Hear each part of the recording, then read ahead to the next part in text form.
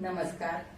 प्रेमिलास रेसिपीमध्ये तुमचं सर्वांचं खूप खूप खूप स्वागत. आज आपण प्रेमिलास रेसिपीमध्ये महिनाभर टिकणारी खमंग चवीची कारल्याची चटणी करतोय.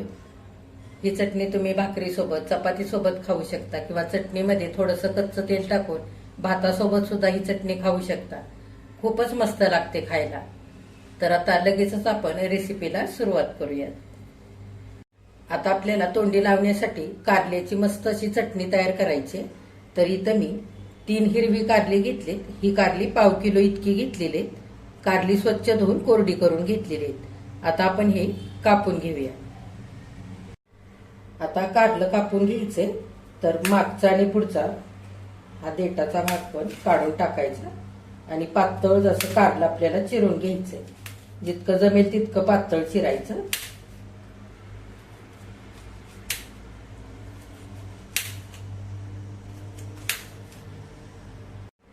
आता सगळी कारली अशी गोल पातळ कापून घेतलेली. आता ह्या कारल्यांमध्ये भरपूर अशा कडक बिया आहेत, त्या काढून टाकायच्या. जर फार कोवळ्या बिया असतील, तुम्हाला आवडत असतील तर तुम्ही ठेवू शकता. अशा कडक बियांनी चटणी आपली थोडीशी खाताना कचकच लागते किंवा चटणी थोडीशी कडू सुद्धा होते जास्तीची. त्याच्यासाठी ह्या सगळ्या बिया काढून टाकायच्या.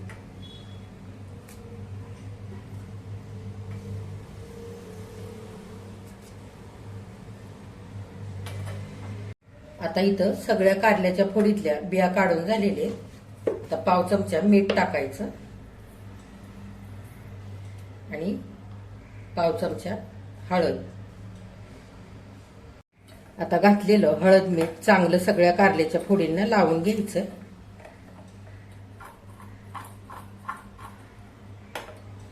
आणि झाकून अर्ध्या तासांकरता असंच ठेवायचं. म्हणजे आपण मीठ आणि हळद लावले त्याच्यामुळे कारल्याच्या फोडींना चांगलं पाणी सुटतं आणि कारल्याचा कडवटपणा त्याच्यामुळे कमी होतो. त्याच्यासाठी आता कारल्याच्या फोडींना हळद मीठ लावून ठेवलंय. तोपर्यंत आपल्याला मसाला तयार करायचा आहे. तर काय काय मसाला घेतलाय ते आधी बघूया. पाऊण वाटी शेंगदाणे घेतले, 4 चमचे डाळवं, 15 ते 20 लसूण पाकळ्या, 2 चमचे सुकं खोबरं किसून घेतलंय, थोडीशी कोथिंबीर स्वच्छ धुवून बारीक चिरून घेतले, 2 चमचे पांढरे तीळ, 1.5 चमचा बेडगी मिरची पावडर, चवीनुसार मीठ, 1 चमचा जिरं, थोडीशी चिंच आणि 10 ते 15 कढीपत्त्याची पानं घेतलेली. आता मसाला भाजण्यासाठी गॅसवर कढई ठेवलेली आहे. कढईमध्ये आपण पळी भरून तेल घालूया. आता तेल गरम झालंय. गॅस मध्यम केलेला आहे. सगळ्यात आधी आपण तेलामध्ये शेंगदाणे घालूया. शेंगदाणे तेलावरती चांगले आपल्याला भाजून घ्यायचे. आता तेलामध्ये मिनिटभर शेंगदाणे भाजल्यानंतर हलकासा शेंगदाण्याचा रंग बदलायला लागलेला आहे. डाळवं घालूया. शेंगदाण्याबरोबर डाळवं सुद्धा चांगलं परतवून घ्यायचं तेलावरती. आता काही सेकंद डाळवं आणि शेंगदाणे भाजल्यानंतर लगेच सुकं खोबरं घालायचं. कढीपत्ता तुम्हाला आवडेल तेवढा तुम्ही घालू शकता तुमच्या आवडीप्रमाणे. थोडा जास्त घातला तरी चालेल. लसूण आणि सगळं चांगलं एकदा आपण हलवून घेऊया. आणखीन 1 मिनिटभर सगळं साहित्य तेलावरती चांगलं परतवलेलं आहे. आता चिंच घालूया. चिंच नसेल तुमच्याकडे तर तुम्ही थोडीशी आमचूर पावडर सुद्धा घालू शकता. आता जिरं घालायचं आणि तीळ. सगळं चांगलं सोनेरी रंगावरती परतवून घेऊया. आता 2 मिनिटांनंतर मसाल्याला हलकासा सोनेरी रंग आलेला आहे. आता कोथिंबीरही घालूया. तीळ जिरं सुद्धा थोडंसं शेवटीच घालायचं, कारण ते लगेच भाजलं जातं आणि करपतं त्याच्यासाठी. आणि कोथिंबीरही सगळा मसाला हलकासा भाजत आला की मग शेवटी घालायची आणि चांगली कुरकुरीत होईपर्यंत आपल्याला सगळा मसाला आणखी चांगला परतवून घ्यायचा आहे. असा मसाला चांगला जितका आपण परतवून घेऊ तितक्या दिवस आपली चटणी छान राहते. बरेच दिवस चटणी चांगली टिकते त्याच्यासाठी. आता आणखी 2 मिनिटं मसाला भाजल्यानंतर सगळ्या मसाल्याचा छान रंग बदललेला आहे. मस्त सोनेरी रंगावरती मसाला भाजलेला आहे आणि कुरकुरीत झालेला आहे. मसाल्याचा मस्त सुगंध सुटलेला आहे. 5 ते 6 मिनिटं लागलेले आहेत सगळा मसाला भाजण्यासाठी मध्यम गॅस करून. आता आपण सगळा मसाला एका ताटामध्ये काढून घेऊया. आता सगळा मसाला इथे मी ताटामध्ये काढलेला आहे.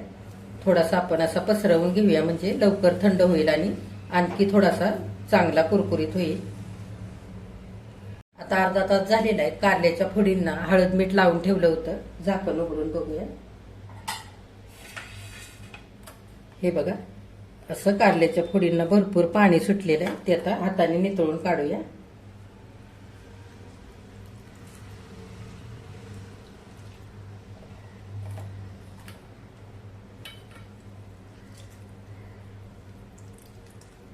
आता सगळ्या कारल्याच्या फोडीतलं कडवट पाणी पिळून काढलेलं आहे. आता ह्या कारल्याच्या फोडी सुद्धा आपल्याला चांगल्या कुरकुरीत होईपर्यंत तळून घ्यायचे. आता मसाला भाजून घेतलेल्या कढईमध्येच पुन्हा पळी भरून तेल घालायचे. आता तेल गरम झालंय. पिळून ठेवलेल्या कारल्याच्या फोडी तेलावरती घालूया.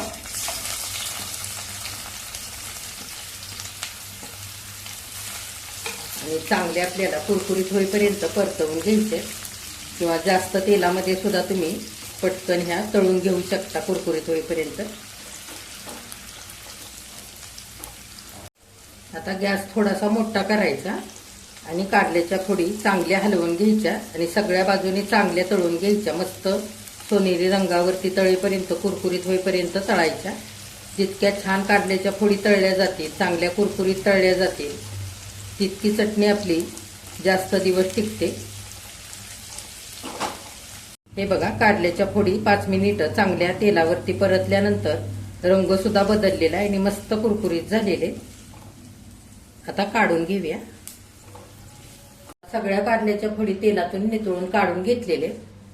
आता कारल्याची चटणी करण्याकरता जेवढा मसाला आपण भाजून घेतलेला आहे त्याच्यामुळे कारल्याची चटणी खमंग तर होतेच, पण आणखी खमंगपणा वाढवण्याकरता इथे मी 1 चमचा भरून उडदाची डाळ सुद्धा घेतलेली. ती सुद्धा आपण छान सोनेरी रंगावरती परतवून घेऊया. चांगली लाल होईपर्यंत परतवून घ्यायची. आता 1 मिनिटानंतर सोनेरी तांबूस रंगावरती उडदाची डाळ सुद्धा चांगली कच्चापणा जाईपर्यंत भाजून घेतलेले. सगळेच मसाले आपण असे मस्त कुरकुरीत होईपर्यंत भाजून घेतलेले आहेत. त्यामुळे चटणी तर चवीला छान लागतेच, पण जशी ती मुरत जाते ना तशी आणखी छान लागते. आता उडदाची डाळ सुद्धा आपण काढून घेऊया. कारलं आणि भाजून घेतलेलं सगळं मसाल्याचं साहित्य चांगलं थंड झालेलं आहे. आता आपण वाटून घेऊया. मिक्सरच्या भांड्यामध्ये सगळं साहित्य घ्यायचं.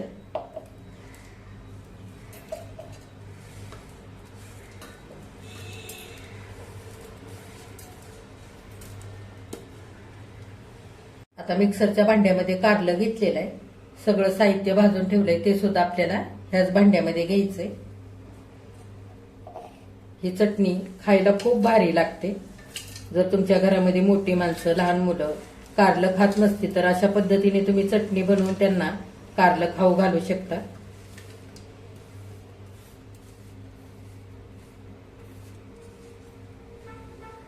आता ह्यातच आपल्याला बेडगी मिरची पावडर सुद्धा घालायची.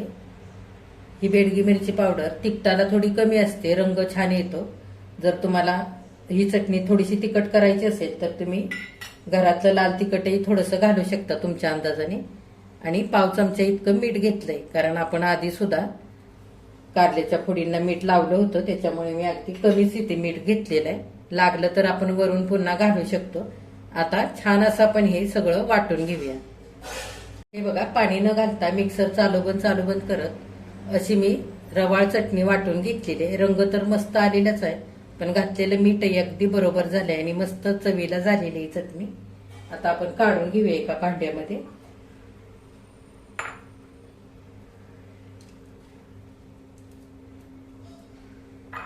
हे बघा किती मस्त झाली.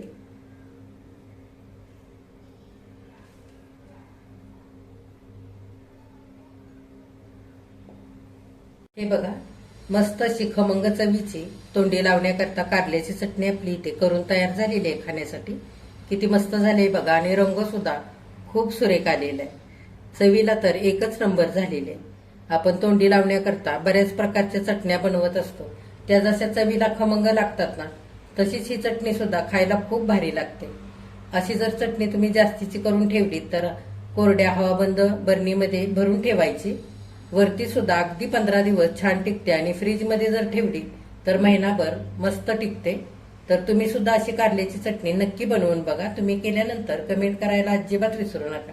आजची रेसिपी आवडल्यास एक लाईक सुद्धा करा आणि जे कोणी आता माझ्या रेसिपीज नव्याने बघत आहेत त्यांनी माझ्या चॅनेलला जरूर सबस्क्राईब सुद्धा करा.